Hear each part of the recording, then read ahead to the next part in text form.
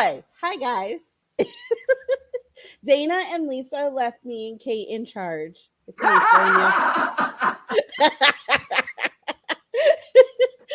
and it's Kate.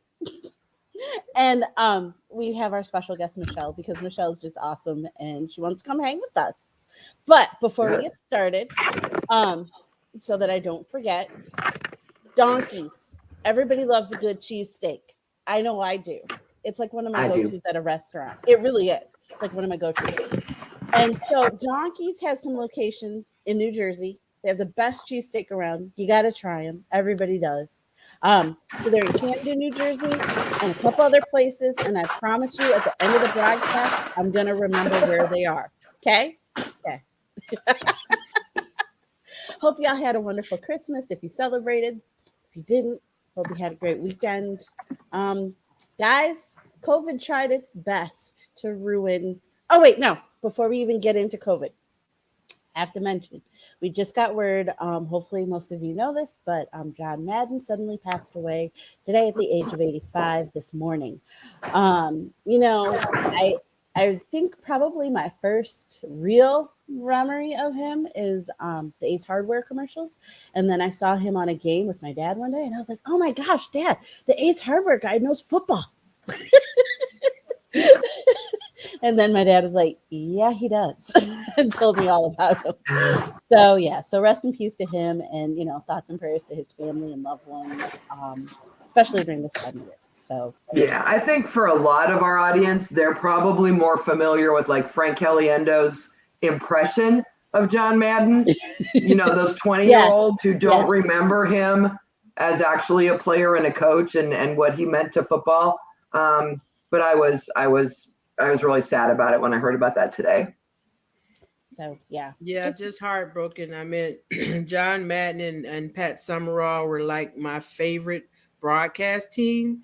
Yeah. And just the sound bites that John Madden used to give us and all of the sound effects. And John Madden is really the one person who made everyone start paying attention to the offensive linemen and how he would draw the circles around the sweat contest and how they were sweating and just, I just love to hear them call a game. The knowledge and even if it was a blowout, they were still entertaining enough for me to stay and watch it. And I do remember him on the sidelines ranting and walking and ranting. So it was different to have him in the booth and be the person that he was in the booth. So yeah, we're gonna miss him and all of the kids who actually play his game and don't really know who he is. But it's just a sad day for football and for his family. Yeah.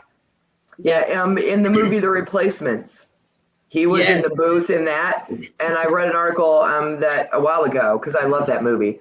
I still think Shane Falco is like the best movie quarterback name ever, but that he actually worked with the writers on some of the lines when he talked about there's that one scene where the offensive lineman scores and he's like, yeah, I love to see a big man do a dance in the end zone.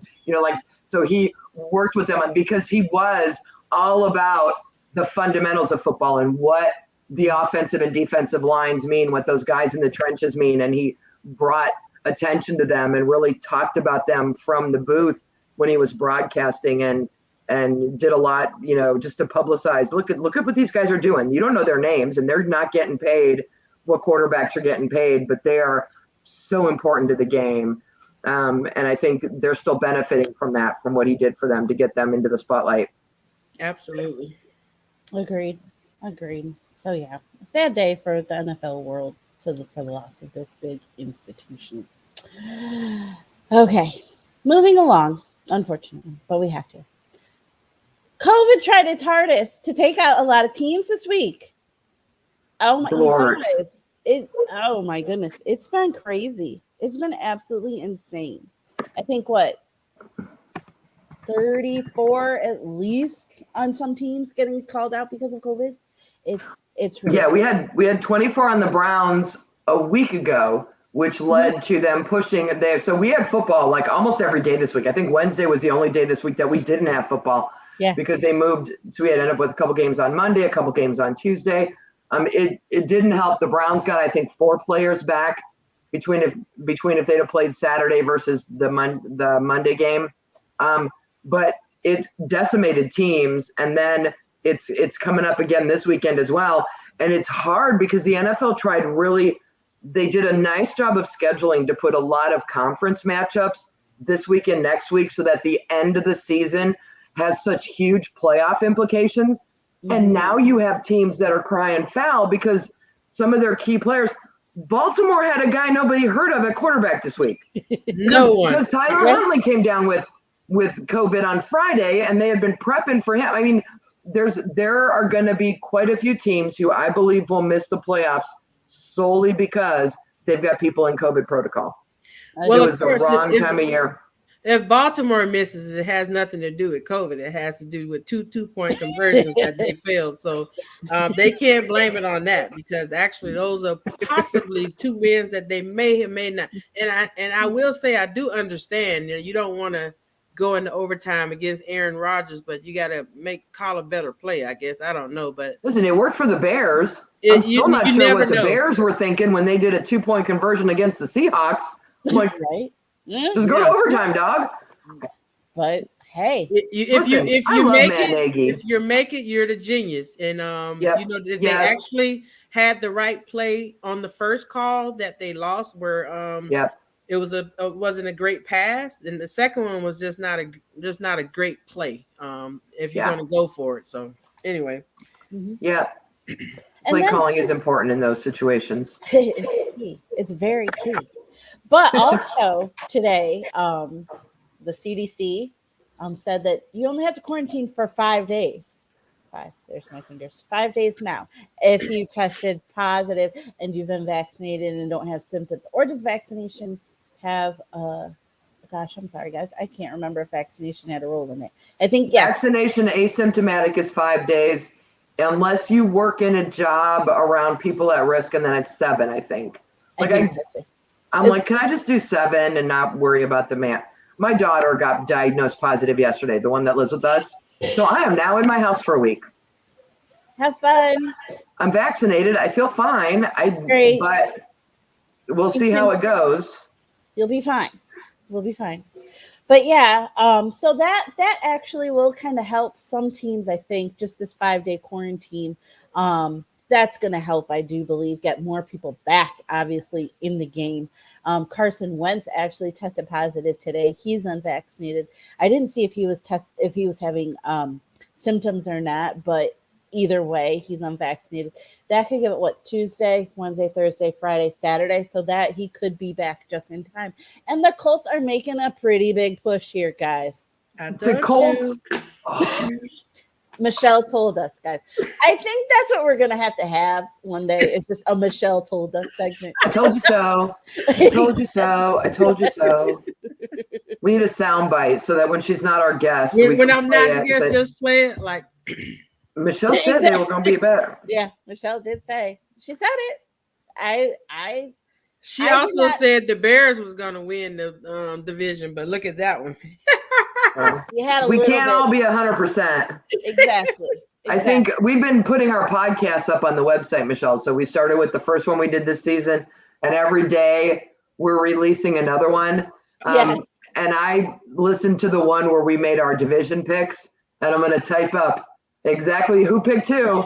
As painful as that's going to be for me, because I knew the Cardinals were going to be good, but don't get me started on the Washington football team or the Las Vegas Raiders, because I completely messed up the NFC East. I did not see Dallas coming.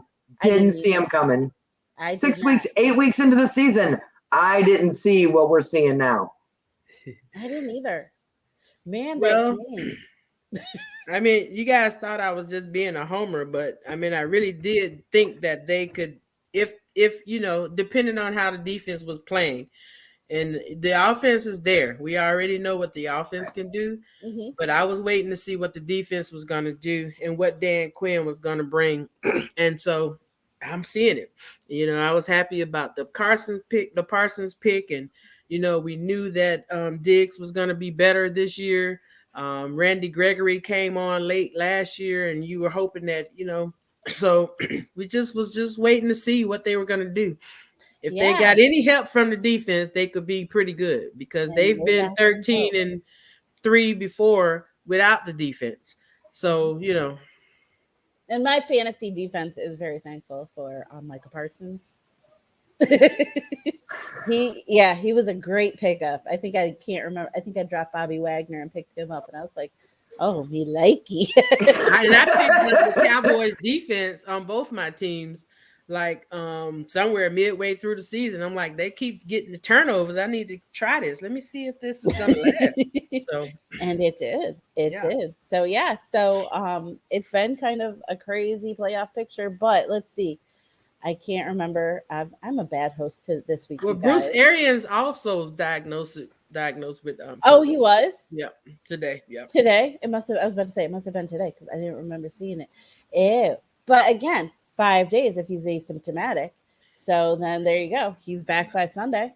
Well, I stopped listening to the CDC once they told everybody that they didn't have to wear a mask.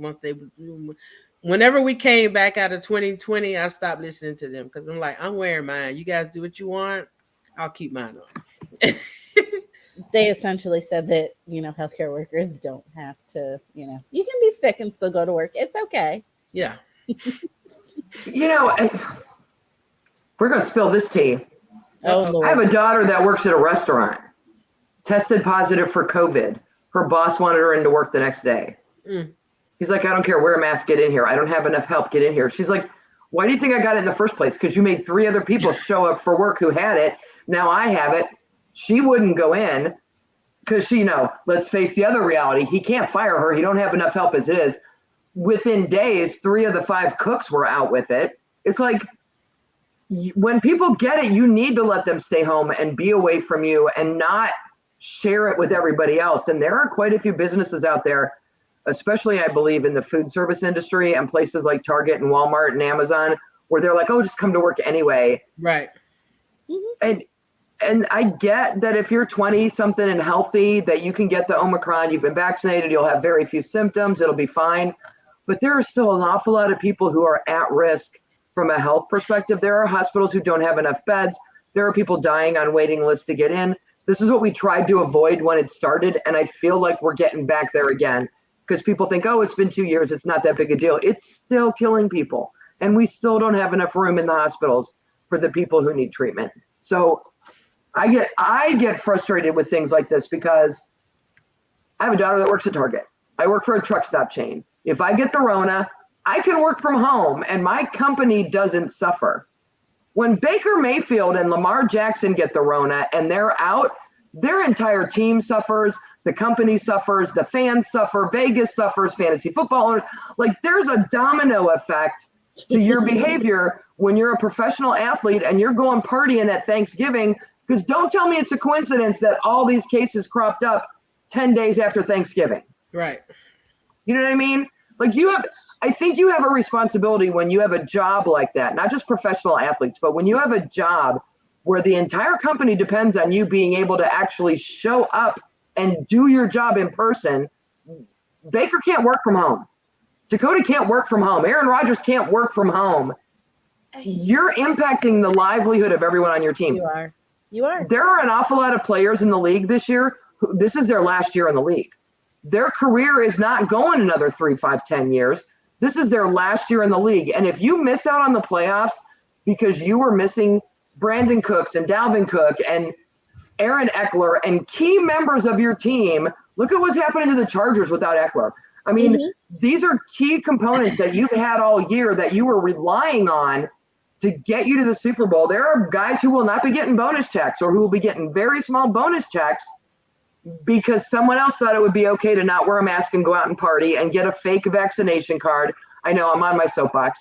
I just feel like if you're going to have a job as a professional athlete and you're going to get paid the insane amount of money that they get paid, there are responsibilities that go with that. And you have a responsibility to me as a fan of that team to do your best to be in 100% shape and be ready to play on any given Sunday. And when you're not, I take that personally.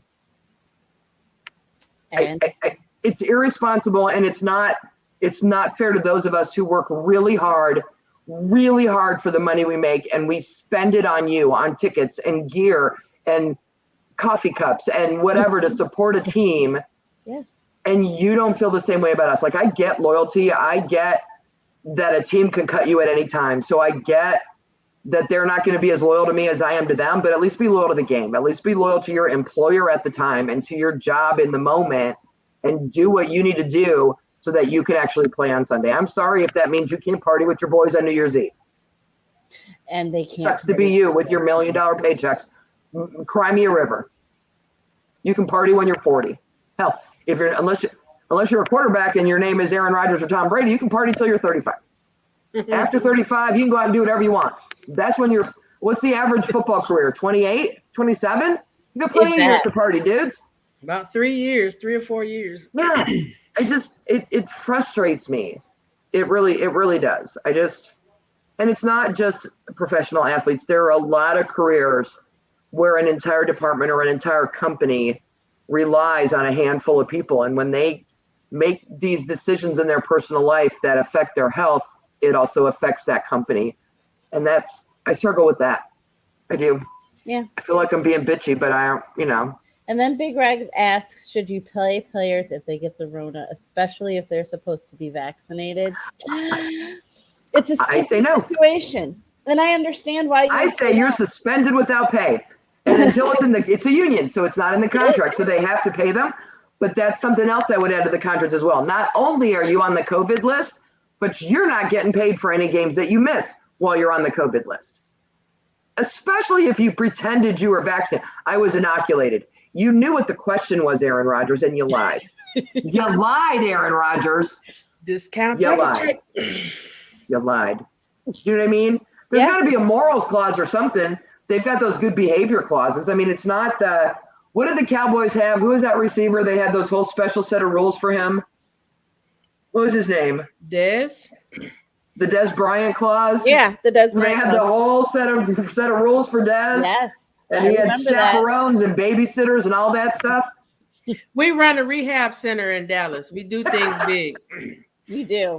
You do. They did, but there were also lines. Once he crossed them, he was out. They didn't put up with it forever. They put up with it longer than I think most teams would have. I don't know how much longer the Josh Gordon experiment's going to go on in the NFL, although he's still legally allowed to play. So did he join the team? He did. He did. And he's still playing. So he hasn't been suspended again. We'll see. Seahawks, right? Patriots? Seahawks? I don't know. Seahawks or Patriots? Hang on. Hold on. Let me Google him. Oh, you're Googling it? Kansas City Chiefs. Oh, I should have known. Chiefs. That's right. With the Chiefs. I forgot. Apparently, it's not as easy to get marijuana in Kansas City as it is at every other place he's played, because he still managed to pass a test, because they're testing him every week. So he's passing his test and he's still playing, so he's fine. But he's passing his tests. Yeah. Okay. That's good. That's good. Conduct unbecoming the team. I would absolutely put the COVID rules. I would make the COVID rules apply to that. Especially if you're not vaccinated and you were out places you shouldn't have been without the protection you should have used. You know what I'm saying? Protection is important. Protection is important. It is. Protection is important. Did we change the subject here? No, we didn't. Okay. Quarterback protection. Stay hydrated. Use protection. Wear your mask. Stay 6 feet away from people. Better yet, party your ass off in February, gentlemen. It's 6 weeks away. Mama Kate has spoken. I got 106 guys who are going to have to play in the Super Bowl. Everybody else, where's my calculator? 53-man roster. Hold on. 53 times 32 minus 2, 30. 1,590 other NFL players can party their asses off in February. Can we just wait till then? Yes, Mama. Go do you. Go be maskless and enjoy your life. You just until February. After February. I'm not saying never. No, I understand. But sometimes it's hard for us to, wait. It is. I'm just worried about myself. It's all about me and my fantasy football championship this weekend. And I need to send a note to everyone on my team now that's please tell me you didn't go anywhere stupid on Christmas and I don't got to worry. I need my fantasy team. I understand. But you know what? My fantasy team is basically Miles Sanders broke his hand. Dang it. I had a bunch of guys. IR hit hard for an awful lot of fantasy players this year. IR hit hard. Real hard. I'd almost prefer to lose people early in the season because you've got time to do the waiver wire moves and to make some trades and to make some moves. At this point, you're pretty much stuck. A couple years ago, I had a rising young quarterback named Nick Foles who took me to the Super Bowl in my fantasy league and then laid the biggest egg in week 17 that has ever been seen in the NFL. And I scored like half the points on my opponent. And I have a problem with Nick Foles to this day. Thanks, Nick. So I think that's what makes this COVID situation with the NFL even harder. It is about us and fantasy owners and that. But like we said earlier, there are teams fighting for their playoff lives right now. Like actual playoff lives. Literally, it is so close in so many areas. And even in the divisions where the Chiefs are running away with theirs and Dallas is locked in, there are still wild card spots to be had. And there are going to be a lot of, I know for sure in the AFC, there are going to be a lot of tiebreakers that are needed. And even a three-way is possible for that third wild card spot. And they're going to be running down the list of tiebreakers to see who gets in. These last 2 weeks are huge with playoff implications, which is how the NFL wanted it. I just don't think they wanted all the COVID problems. They wanted the viewers. They wanted these last 2 weeks to matter. And almost every game for the next 2 weeks matters to somebody and has playoff implications. And so that's great. I hate that COVID is going to be the deciding factor, and it's not going to be the talent on the field, which is what it should be. It should be all about the talent on the field. That's why you have to know who's on your your roster, because these are all NFL players. They all made the team. Yes, it's not the starters, but that other person is supposed to be able to come in and play. Maybe not in some positions, but in others, they should be able to come in and do that. There are a couple of teams, just a few of them, who quarterbacks, we have gone to the second and third and fourth quarterback.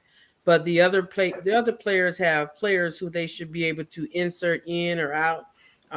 You just got to play, because I, for one, don't want to see any games on Wednesday or Tuesday and all of that like we did in 2020.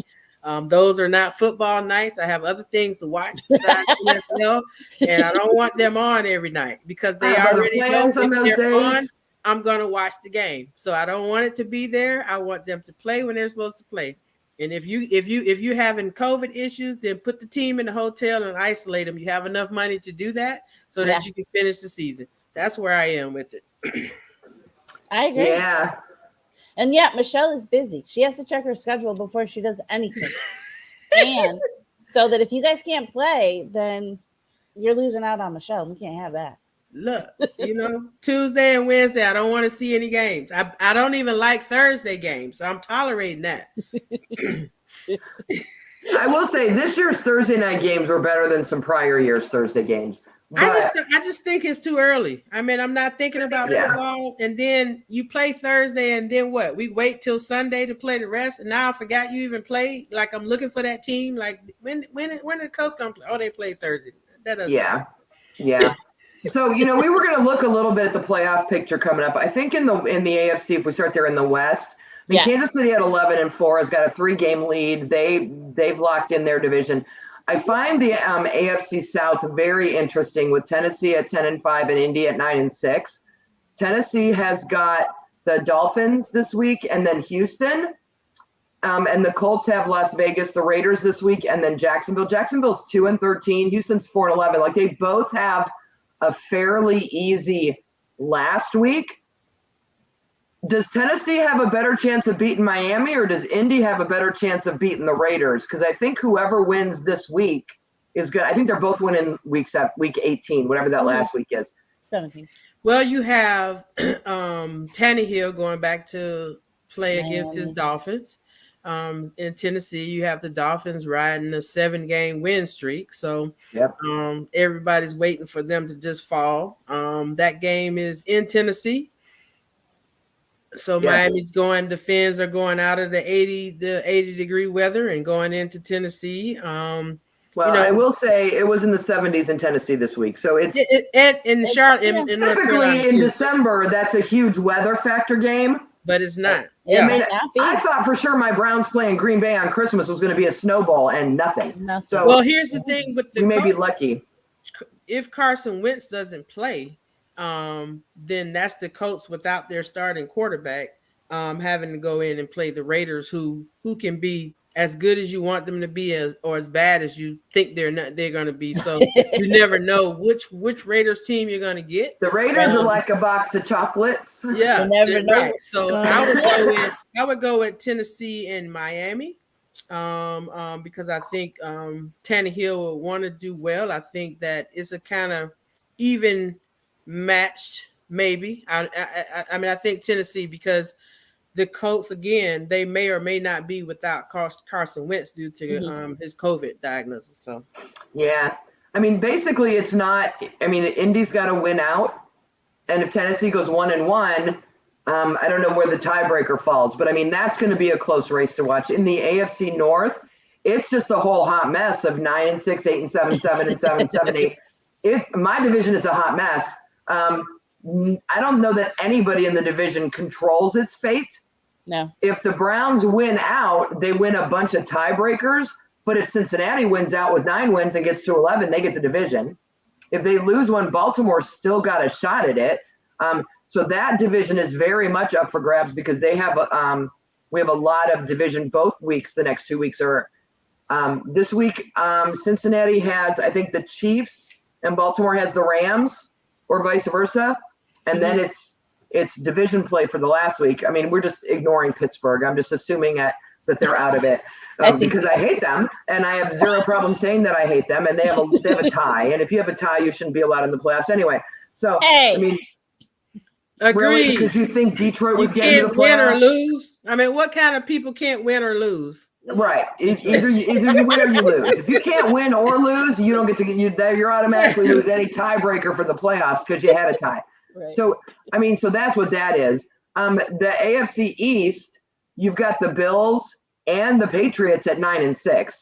Miami's right behind them at 8-7. That's going to come down the next 2 weeks. Or again, nobody controls their own fate. Other people have to lose. Well, Miami plays the Patriots the last game of the season. Yep. So they play Tennessee and then they play New England. Where do they play Miami? They play in Miami because I'm going to that game. That's why I know the Dolphins and the Patriots. Talk to Lisa. Lisa might meet you there. I gotta find Lisa. Yeah, that is a 1:00 game right now, but I have not seen the schedule to see if they've decided on who the flex is going to be to the 8:00 game Sunday night. So I don't know what your plans are in Miami, but you might want to keep them flexible for an 8:00 game. I hope that's not the plan for them to move it to 8. I agree, but you have to think of it from the NFL standpoint, right? The Patriots have run that division for how long? And now that Brady's gone, someone else is making a run for it. And you've got young Tua coming up, and is Tua the new face of the quarterback of that division against the Patriots? And if that game decides the winner of that division, they may decide that the story of that is better than the other stories and bump that to 8:00. And I actually think that game is going to be the decider. I agree. Mm-hmm. But there are so many others that could also be the deciding factor as well. And I must say, I am glad for Tua. I really am. I am too. Because people were giving him a whole bunch of crap. And he's got his share of haters. I mean, he does. And, I get it. I understand. But at the same time, I'm proud of the way he has kind of stood in there, held his own, and, come through and did his thing. So shout out to you. Did he play for Alabama? Yeah. Oh, okay. How I feel about Alabama players in general. I didn't like him, and then Trent Richardson, and now I can't stand him in the NFL. But that's just me. But it leaves the wild card picture with there are legitimately 7 teams who have a shot at 3 wild card spots. So the AFC is a whole hot mess. The NFC is not as complicated. Yeah. I mean, Dallas is clearly winning the East at 11-4. They've locked it up. The Eagles are 8-7, and I don't know. I think if they can win one more game, we'll get a wild card spot. Green Bay has just rolled through the North at 12-3 with their next best competition at 7-8 with Minnesota. The South, Tampa Bay's got it at 11-4, but you've got Atlanta. That win over Detroit was really huge for Atlanta this week, with Atlanta and New Orleans both at 7-8. And then the Rams are past with the Cardinals. The Rams have 11 wins. The Cardinals have 10. So that's still up for grabs. So one of them will be a wild card. You've got San Francisco with 8 wins. And then we go to Philly with 8.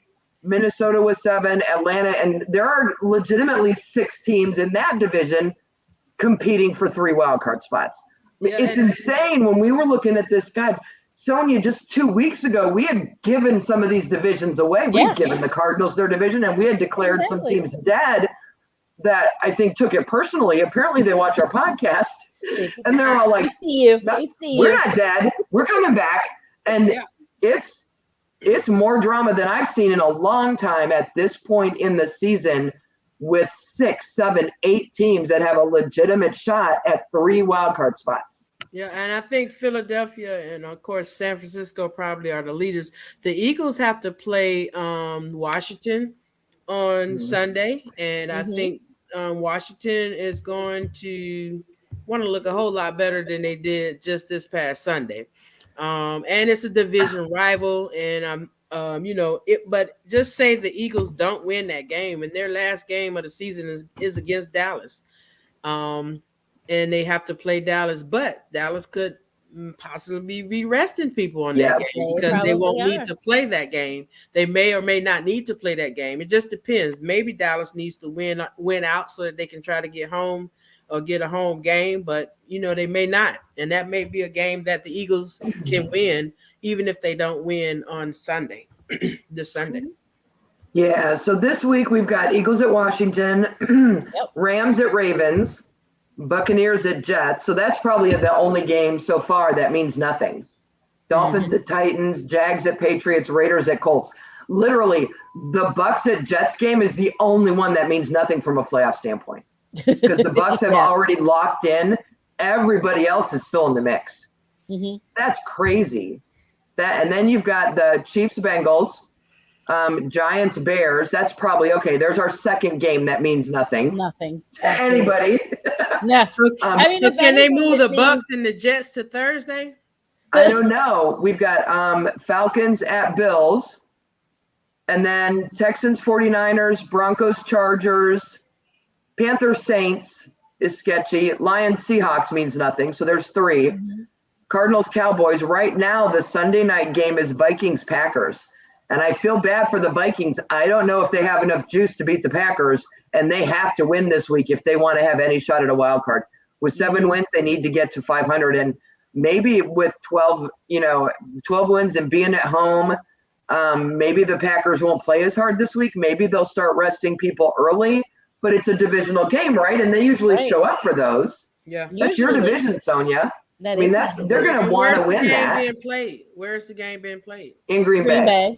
Oh, Green Bay. It's a wrap. It is a wrap. Again, typically, I would have assumed would be a Snow Bowl, but with the weather doing what it's doing, never know. Monday Night Football's the Browns Steelers, and that is all about playoffs. That's all about the AFC North right there. That game. I don't know if it'll be any good. I don't know how many people on either team will show up and play, or if they'll still be on the COVID list.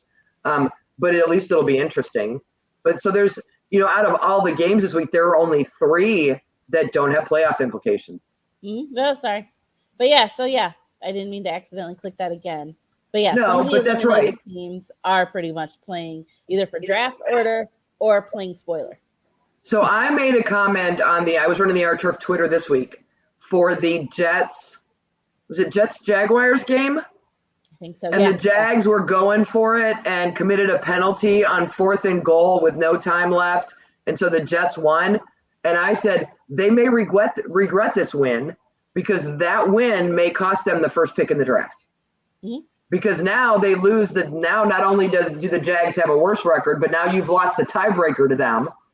And that's a draft order right there. I don't know why the Jags want to win another game.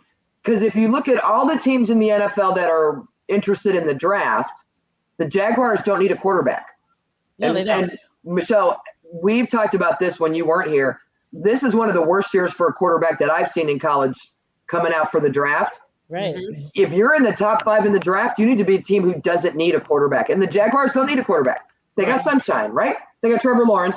They're going to be getting a new head coach who's going to get first pick in the draft if they're smart enough to lose out.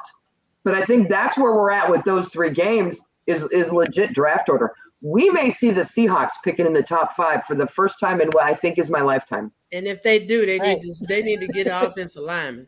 They need offensive linemen like nobody's business. And they need to figure out what they're doing with Russell Wilson if they're going to get him one more year then get him some offensive line help so he can get protected until we can get to 23.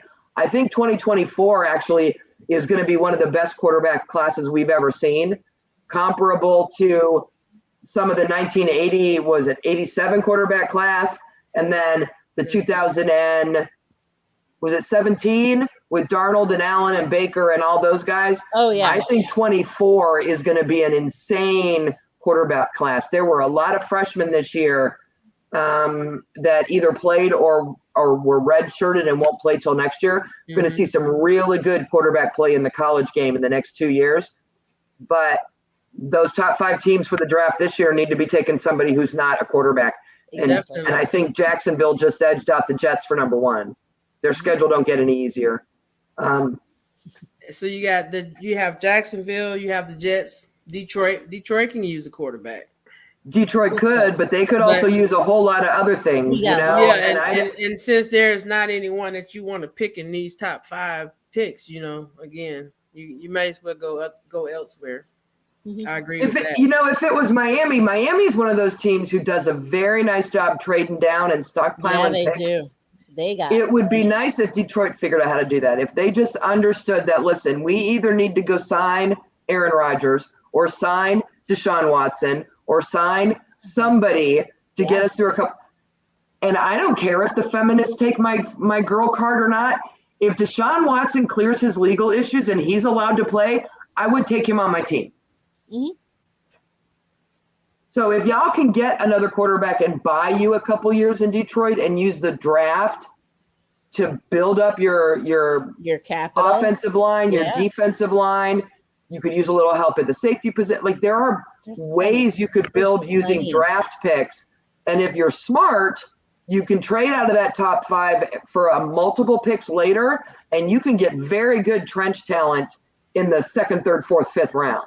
For sure. And actually, this is going to be this regime's, I think, really first good draft. Yes. Let's see if they can do that. And so if they're able to do that, then yeah. Any chance your head coach doesn't have a job at the end of this year?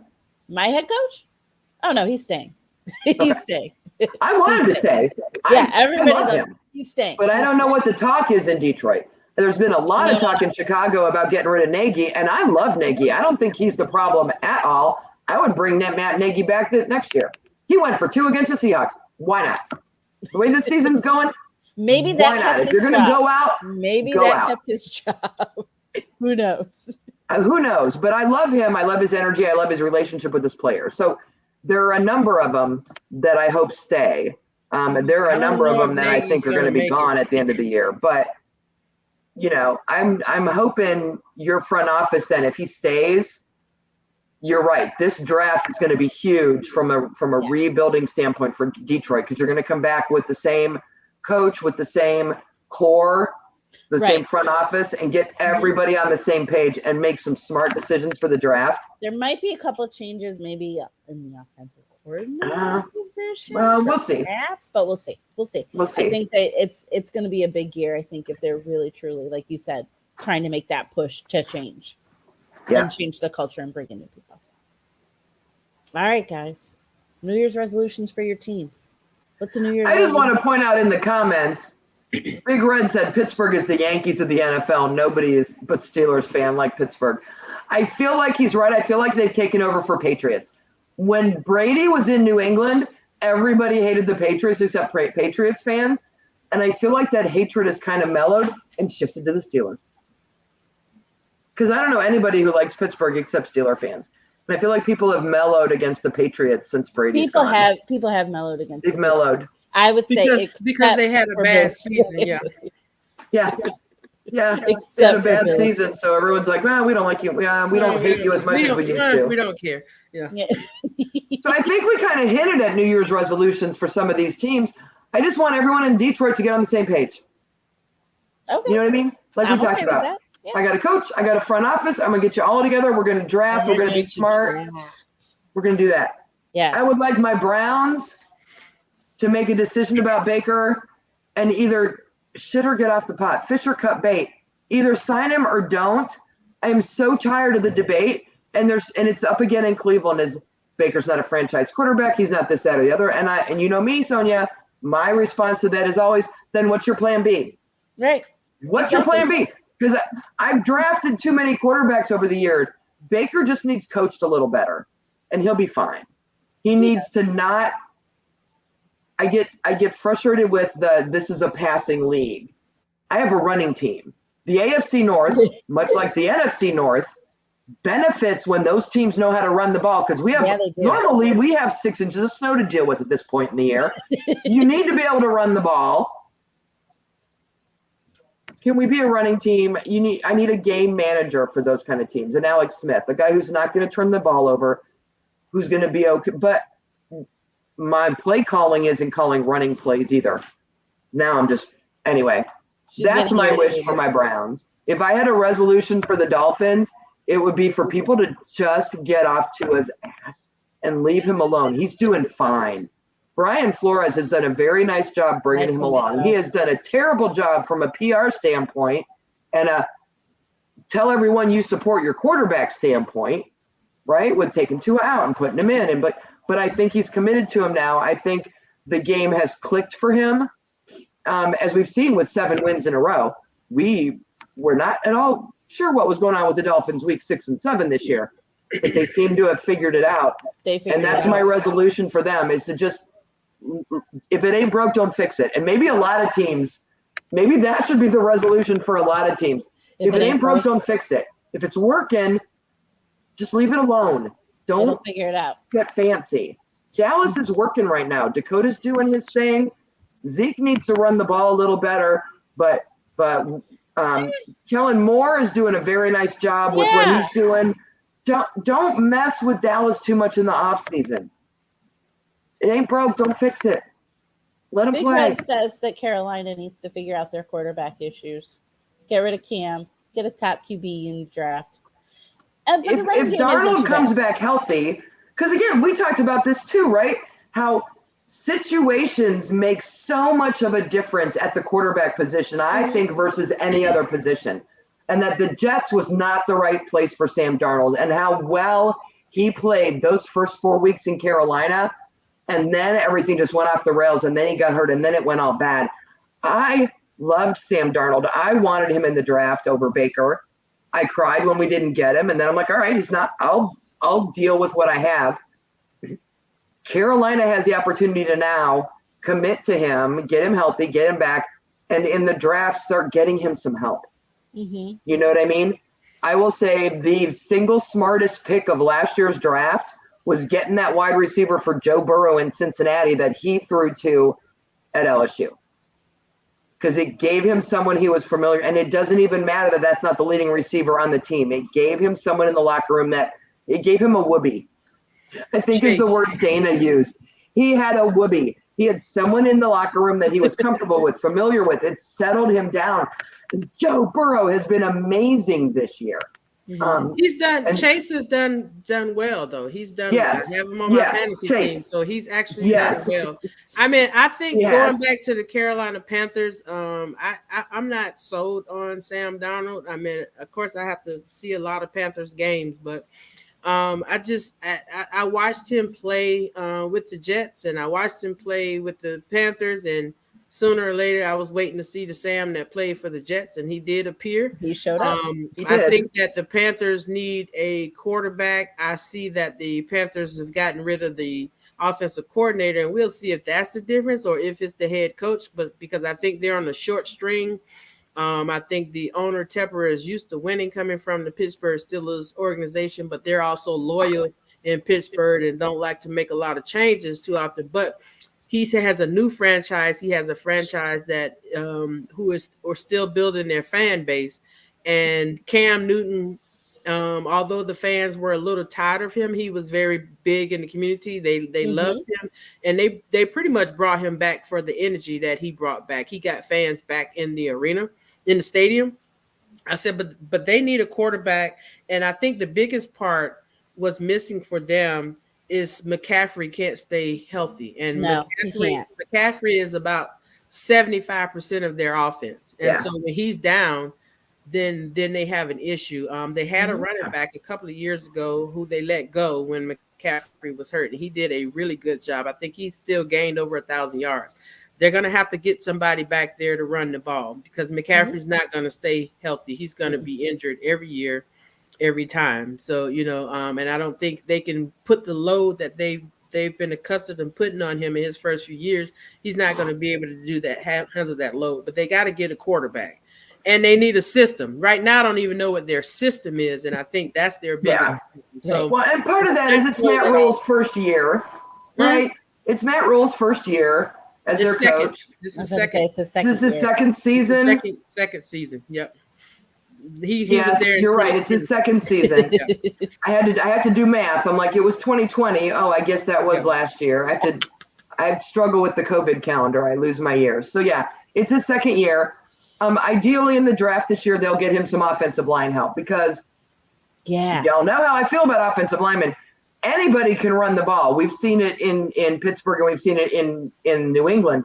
Anybody can get you 100 yards a game running the ball if you've got a good offensive line, and then that also protects your quarterback. So maybe if they can get the offensive line shored up and then get Sam Darnold a little bit of help, they can get back to running the ball so that even when McCaffrey's not healthy, they have a good enough line to run the ball through there. I think that's the biggest thing the Panthers need for this year. I don't mind them keeping Darnold, but they got to get him some help. But for McCaffrey, it wasn't just about running. McCaffrey was the runner in the passing game. So a lot of his, he got a lot of yards from short passes and dunks. It wasn't he was the king of the yak. It was everything that they brought in.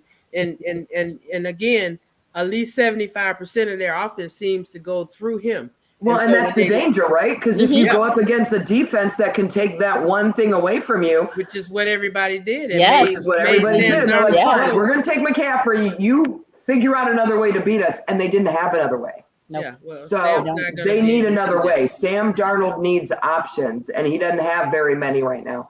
So we'll see what they do. I don't know. Any other teams you have resolutions for there, Sonia? Let's see. Who else? You can't resolve for Aaron Rodgers to get the Rona again or something. You can't be mean. Okay, I won't be mean. I'll be good. Let's see.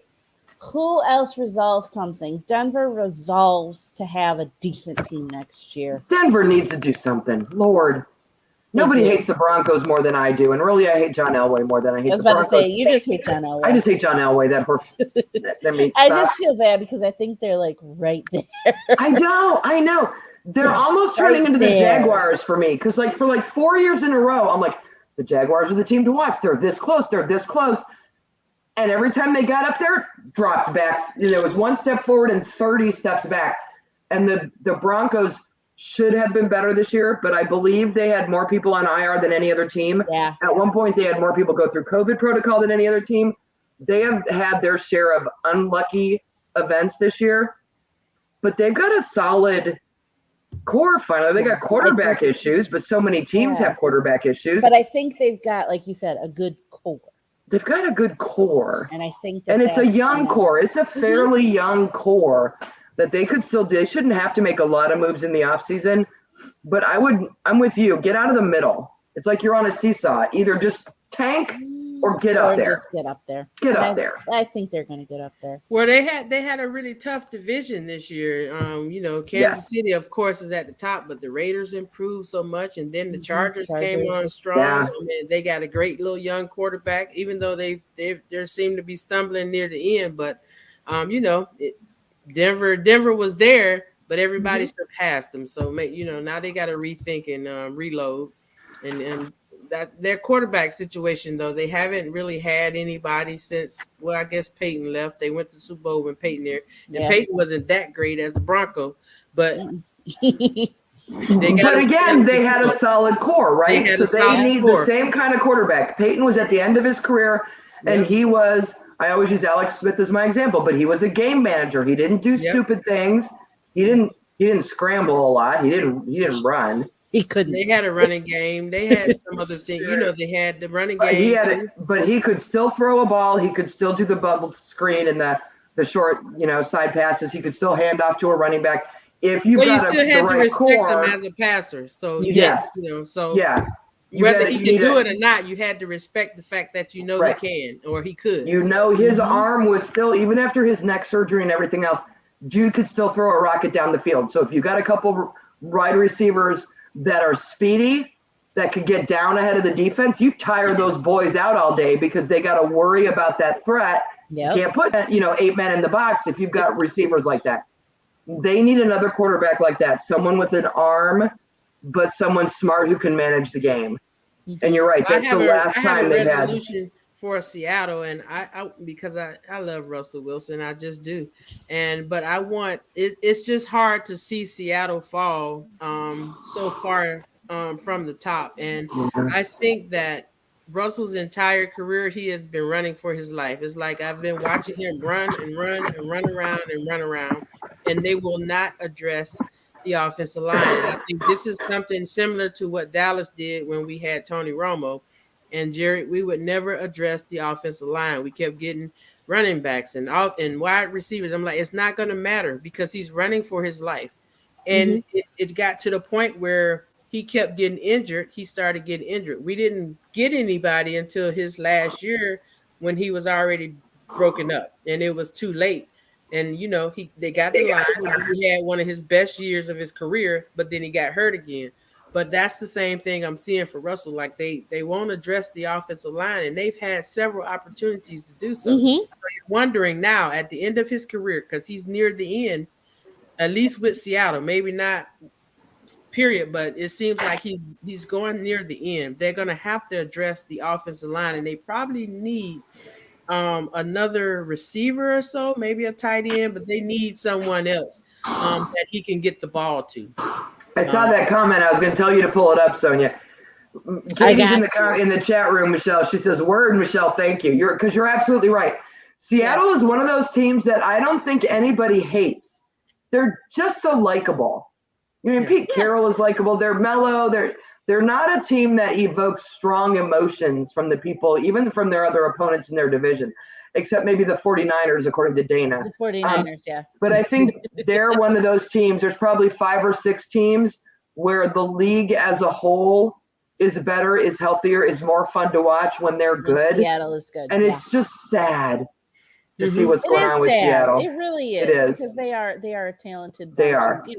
They're fun. And the only other thing that I would throw in is more of a wish, maybe a Christmas wish, not so much a New Year's resolution, is for something to happen good for the Jacksonville Jaguars. I was one of the idiots who thought Urban Meyer would do well there, and I was completely, absolutely 100,000% wrong. And I'm hoping that he didn't do more harm than good to people like Trevor Lawrence and Etienne and other members of that team by what he did while he was there. And so maybe the resolution is for them to find the right coach to come in, like a Ron Rivera type, a Pete Carroll type. Yes. Maybe Pete Carroll leaves Seattle and goes there. Someone who's a little older with a little more experience who can nurture these guys, and an NFL-minded person who will treat these players like grown-up adults with jobs and not kick them and threaten them and go to bars and pick up women while they're back at – sorry. I digress. I hope they find the right coach for that team. Because I was one of those people. I can't say that I like or dislike Urban Meyer. I just would always make the comment that he's been successful at every level. And no matter where he's coached, he's been successful. That's what I've always said. And so in my mind, I wasn't sure whether he was going to be successful or not, but I know that he's been successful every level that he's done. So I expected him to be better, and maybe he would have given time, but the things that he was doing just wasn't going to, they had to make the call to get rid of him. And like you, we hoping that it doesn't cause any damage. I don't think it will. I think that Sunshine has a good head on his shoulders, and I think they're ready to move forward. They just got to hire the right coach. And I'm thinking they probably need somebody a little younger to relate to the players and that they have. Or they need somebody like Pep or Kellen Moore. Somebody. And the reason I'm saying that is because they need someone who can come in and get the quarterback going. That's where you got Pip Hamilton, and you have Kellen Moore. Those are people who can get the quarterback on the right track. And so that's where it's going to start, because that's their franchise. Exactly. Oh, girl, if I'm we don't willing end to this give up podcast, Kelly. I'm Dana's willing going to to give kill up us. Kelly I was about Moore. to say Dana's I'm surprised she hasn't texted me already to say, I'm oh, she willing to give has. up Kelly Moore if the Cowboys can get to the ultimate goal. And so that's my New Year's resolution for us is that one, we have to get past the divisional rounds in the playoffs. And we haven't done that. Right? It doesn't matter if you win the division. I need to get to the Super Bowl. 10 playoff appearances since 1995 Super Bowl, and we haven't been past the divisional round in none of those. And so at least you've been to a Super Bowl. Sonia and I haven't even been to one. Like, what's that? Yeah. What's so Super Bowl? Are we the only two teams left that have never been to one? Well, there's a few of them out there. There's a few. Yeah. We're the only two that have gone over, though. People just trying to get into that club, but we're not letting them in. No, I was hoping one of you guys. I was hoping they was going to get this new record of 0-17, but Pittsburgh messed it up. They messed it up. All right, you guys. We got to call it. We got to say a quick thank you to Donkeys though before we leave. I figured out where their other locations are. Camden, Vineyard, Ocean City, and Camden, New Jersey. Yes. Very good.